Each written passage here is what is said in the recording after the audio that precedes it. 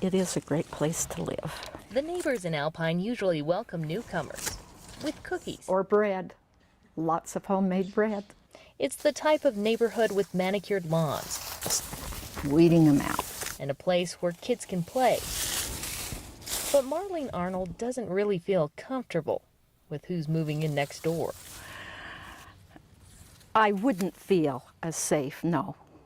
A drug rehab center plans to house at least a dozen addicts in the home behind hers. We know people need to be helped. We understand that.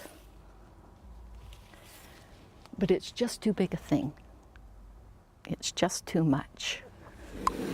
The new owners got the house for a good price. It was a short sale, but it's a real fixer-upper, and they know they have a lot of work to do to fit into the neighborhood. The residents here will not be as dissimilar as the neighbors think. I'm Ashton. Is Cindy here? She is. The owner of the Alpine Lodge Rehab Center says by the time they fix it up, this will be a home for healing. Kind of the biggest problem with getting people that need treatment into treatment is getting them somewhere they want to go. You know, you force people to go places they don't want to go, and treatment usually isn't successful. So if you can find a comfortable setting in a nice house in a nice neighborhood that people feel comfortable staying at. A rehab center like this one helps Cindy Miller's daughter get through her drug addiction. She says her motivation is to help families in the same way. The feeling here is very calm and very peaceful and very healing.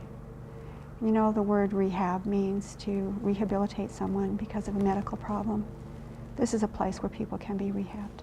The neighbors went to the city to stop them from moving in, but the city says it's a federal issue, and a fight would be long and expensive. It makes me sad to think that we are unable to control this aspect because the federal government has stepped in and said, look, even though your city may have laws to restrict this type of thing, we're saying they don't.